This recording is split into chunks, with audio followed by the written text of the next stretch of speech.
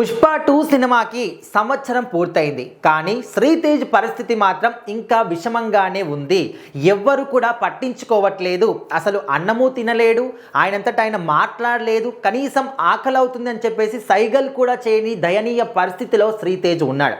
ఆయన హాస్పిటల్ నుంచి 6 నెలల క్రితమే డిశ్చార్జ్ అయినప్పటికీ కూడా ఇంట్లోనే ఉంటూ వాళ్ళ నాన్నగారి నర్స్ అయ్యారు. ఆ ఇల్లు దవాఖానా అయ్యింది.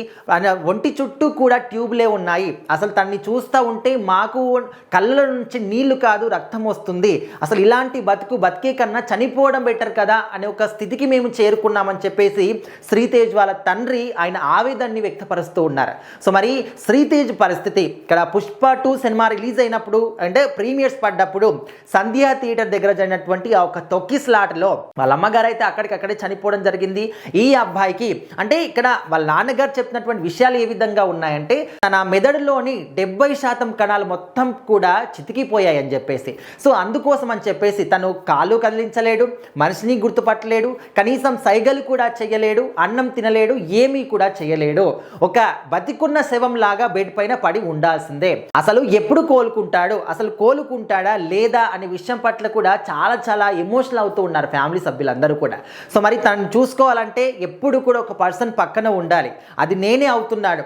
నా చిన్న కూతురు ఉంది, చిన్న పాప ఉంది, 70 ఏళ్ళ మా అమ్మ ఉంది, వాళ్ళు ఏం చూసుకుంటారో, నేను ఉద్యోగం కూడా మానేయాల్సి వచ్చింది. అండ్ ఇక్కడ అల్లు అర్జున్ గారు ఒక 2 కోట్ల రూపాయలు ఫిక్స్డ్ డిపాజిట్ వేశారు. ఓకే, సో వస్తున్నటువంటి వడ్డీ డబ్బులు ఏవైతే ఉన్నాయో అవి కనీసం ఈయన మెయింటెనెన్స్ కూడా సరిపోవట్లేదు అనే విధంగా ఆయన వాపోతూ ఉన్నారు. సో మరి ఇక్కడ వాళ్ళ కుటుంబ సభ్యులందరూ కూడా మాకు అండగా ఉంటామని చెప్పారు, కానీ ఇప్పుడు ఎవరు కూడా మాకు అండగా ఉండట్లేదు, ఎవరు కూడా మాకు రెస్పాండ్ కావట్లేదు అనే విధంగా కూడా ఆయన చెప్తున్నాడు అని చెప్పేసి ఒక వార్త మాత్రం చాలా వైరల్ అవుతుంది. సో ఏదేమైనప్పటికీ కూడా ఇలాంటి ఒక విషాదకరమైనటువంటి ఘటన ఖచ్చితంగా మనం అందరం కూడా దీని పట్ల ఒక జాగ్రత్తలు కానీ లేకపోతే ఒక అవేర్నెస్ కూడా క్రియేట్ చేయాలి. సినిమా అనేది ఒక సినిమా లాగా ఎంటర్టైన్మెంట్ లాగా మాత్రమే చూడాలి. ఏదో ఇది పర్సనల్ విషయాలకు పోయి అండ్ హీరో వస్తున్నాడు తనని చూడాలి, తనతో మాట్లాడాలి, కలవాలి, ఫోటో దిగాలి, ఇలాంటి ఆర్భాటాలకు పోయి ప్రాణాల మీదకి తెచ్చుకోకూడదు.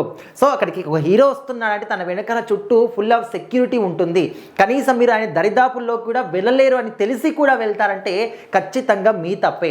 దానికి తోడు పిల్లల్ని వేసుకొని వెళ్ళడం అనేది అతి పెద్ద తప్పు. సో ఖచ్చితంగా వీళ్ళ ఫ్యామిలీ అనేది అప్పుడు తెలుసో తెలియకో ఆ విధంగా వెళ్ళారు, అంతా అయిపోయింది.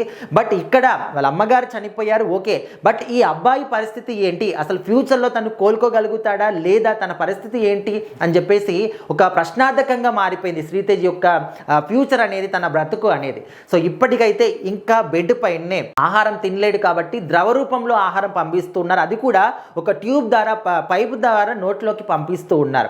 సో మరి మెడిసిన్స్ కావచ్చు, ఆయనకు ఆ మెయింటెనెన్స్ కావచ్చు, చాలా డబ్బులు ఖర్చు అవుతూ ఉన్నాయని చెప్పేసి కూడా వాళ్ళు వాపోతూ ఉన్నారు. అంటే డబ్బులు పోయాయి కానీ కనీసం ఆయనలో ఎలాంటి మార్పులు కూడా కనిపించట్లేదు. కోలుకుంటాడా లేదా అనే ఒక డౌట్ కూడా మాకు అంటే అది తీరని డౌట్గా మిగిలిపోయింది. అసలు ఎప్పుడు కోలుకుంటాడు, ఇన్ని రోజుల పాటు సంవత్సరం అవుతుంది ట్రీట్మెంట్ ఇస్తూ ఉన్నారు, కానీ తను మాత్రం చిన్న కదలిక కూడా కనిపించట్లేదు అని చెప్పేసి.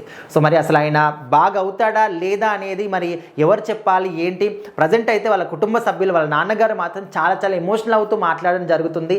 అంటే ఈ సినిమా రిలీజ్ అయ్యి ఒక సంఘటన జరిగి సరిగ్గా ఈ రోజుకి సంవత్సరం కాలం పూర్తవుతుంది, కానీ ఆ వ్యక్తిలో మాత్రం ఎలాంటి కదలిక లేదు అనే విధంగా ఆయన వాపోతూ ఉన్నారు.